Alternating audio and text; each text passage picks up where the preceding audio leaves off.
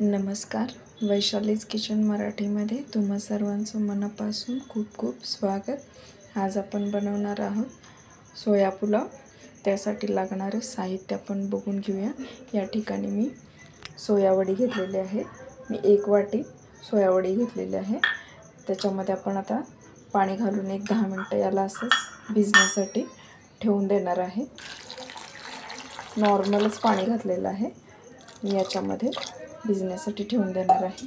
या ठिकाणी मी पुलावसाठी लागणारा तांदूळ घेतलेला आहे. मी लॉंग ग्रेनवाला घेतलेला आहे. मी बिर्याणीसाठी जो वापरतो ना आपण तांदूळ, तो वाला घेतलेला आहे. 1.25 वाटी घेतलेला आहे मी या ठिकाणी. त्याच्यानंतर आपण बटाटा, गाजर, ज्या पण भाज्या तुम्हाला आवडतात त्या तुम्ही बिर्याणीमध्ये वापरू शकता. तांदूळ या ठिकाणी मी स्वच्छ धुवून घेतला आहे. त्याच्यामध्ये आता आपण पाणी घालून ठेवणार आहे. एक अर्धा तास असंच याला भिजण्यासाठी ठेवून देणार आहे. सोयावडी पण आपण या ठिकाणी पाणी घालून झाकून ठेवणार आहे. मी या ठिकाणी मोठीवाली सोयावडी वापरलेली आहे. 2 प्रकारच्या मिळतात, पण तुम्हाला जी आवडेल ती वापरा तुम्ही. मी मोठीच घेतलेली आहे. तर आता आपण हे भिजण्यासाठी असंच ठेवून देणार आहे. या ठिकाणी मी 2 बटाटे घेतलेले आहेत. साल काढून फोडी करून घेतलेले आहेत त्याच्यानंतर फोडणीसाठी मी कांदा बारीक कापून घेतलेला आहे, टोमॅटो, हिरवी मिरची, कोथिंबीर, पुदिना असेल तर पुदिना पण आवश्यक. ह्या पुदिन्यामुळे पण आपल्या सोया पुलावला छान टेस्ट येते. सोयावडी आपली छान अशी भिजून झालेली आहे. आता आपण याच्यातलं पाणी निथळून घेणार आहे आणि मग आपण ह्या बटाट्यामध्येच सोयावडी घालून घेणार आहे. गाजर असेल तरीही तुम्ही गाजर अवश्य घाला. ज्या भाज्या तुमच्याकडे अवेलेबल असतील त्या सर्व वापरा. असंही मुलांना भाजी खायला आवडत नाही, म्हणून आपण ह्या पुलावमधून त्यांना भाज्या खाऊ घालू शकतो. म्हणून जेवढ्या भाज्या तुम्हाला अवेलेबल असतील त्या तुम्ही याच्यामध्ये अवश्य घाला.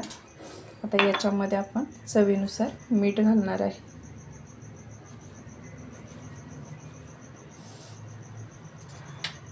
त्याच्यानंतर आलं लसूणची पेस्ट करून घेतलेली आहे, ती पण आपण याच्यामध्ये घालणार आहे. त्याच्यानंतर बिर्याणी मसाला घालणार आहे आपण याच्यामध्ये.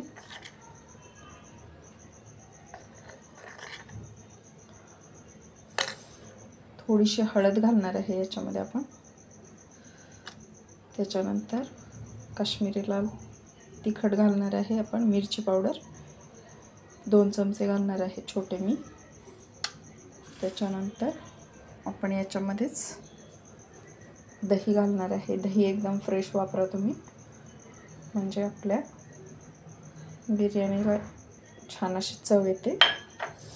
हे सर्व आपण मिक्स करून घेणार आहे. याच्यामध्ये सर्व लावून घेणार आहे या सोयाबीनला आणि बटाट्याला.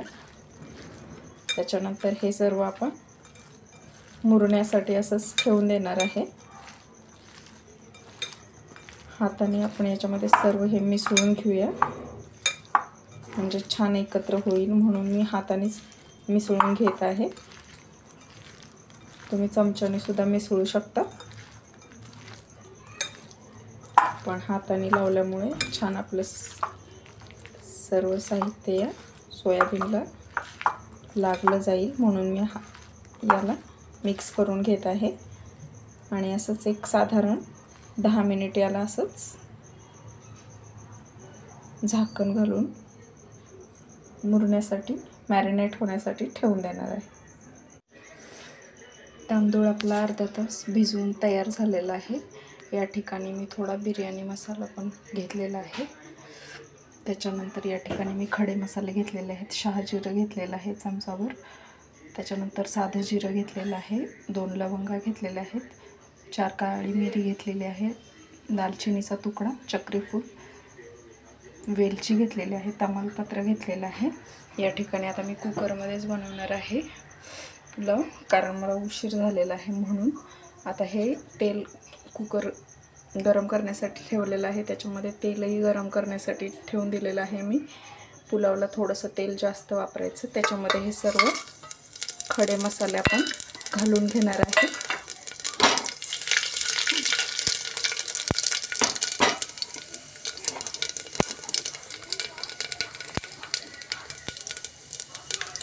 खडे मसाले थोडा वेळ असे तेलामध्ये तडतडल्यानंतर आपण त्याच्यामध्ये कांदा भाजण्यासाठी घालून घेणार आहे.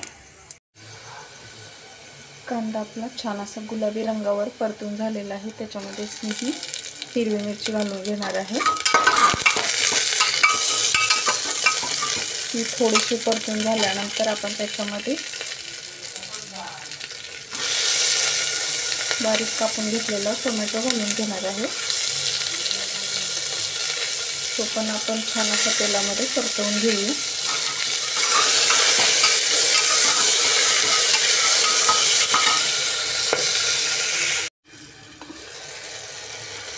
टोमॅटो असं तेलामध्ये थोडासा विरघळायला सुरुवात झाली की आपण त्याच्यामध्ये सोयाबीन बटाटा घालून घेणार आहे. थोडीशी वाफ त्यालाही आपण काढून घेणार आहे. आता मी कुकरमध्ये सोयाबीन घालून घेतलेला आणि बटाटा तो पण आपण थोडासा असा परतवून घेतल्यानंतर वाफ काढून घेणार आहे. झाकण असंच ठेवून देणार आहे आपण याच्यावर. सोयाबीनला आपलं छान असं पाणी सुटलेलं आहे बघा तुम्ही. त्याच्यामध्येच आपण हा तांदूळ घालून घेणार आहे. त्याच्या आधी मी थोडीशी त्याच्यामध्ये कोथिंबीर घालणार आहे. पुदिना पण घालू शकता तुम्ही यावेळीच. आणि मग आपण मिक्स करून त्याच्यामध्ये तांदूळ घालून घेणार आहे.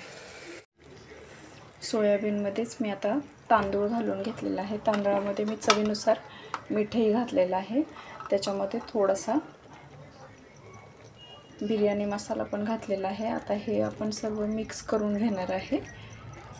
मग आपण त्याच्यामध्ये गरम पाणी घालून घेणार आहे आणि एकच शिट्टी काढून घेणार आहे. कारण आपला तांदूळ हा भिजलेला आहे त्यामुळे लगेच शिजतो. तांदूळ छान आपले परतवून झालेले आहेत. आता आपण त्याच्यामध्ये पाणी घालून घेणार आहे. साधारण जेवढा आपण तांदूळ घेतलेला आहे तेवढंच आपण पाणी याच्यासाठी वापरणार आहे. पाणी जास्त वापरू नका कारण आपण जे दही वापरलेलं आहे याला दह्यामुळे सुद्धा आपल्या हा सोयाबीनला पाणी सुटलेलं आहे. म्हणून आपण याच्यामध्ये पाणी जेवढं तांदूळ घेतलं आहे तेवढंच पाणी वापरणार आहे. त्याच्या डबल नाही वापरणार आहे. मी 1.25 वाटी घेतलं होतं तांदूळ, तर आता मी तेवढंच पाणी गरम वापरत आहे. गरम पाणी वापरा तुम्ही पण.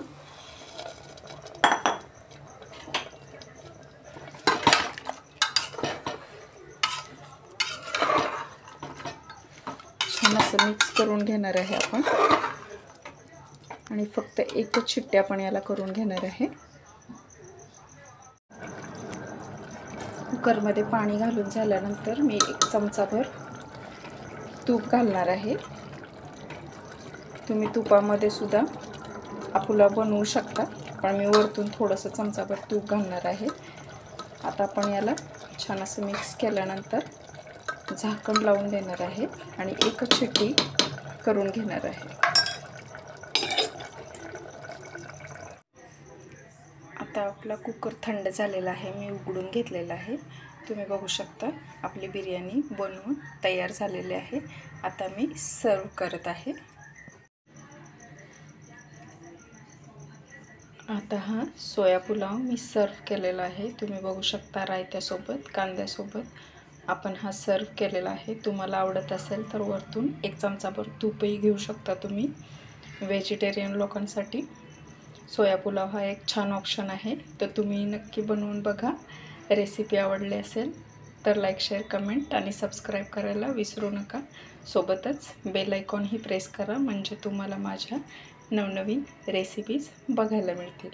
तोपर्यंत खात राहा.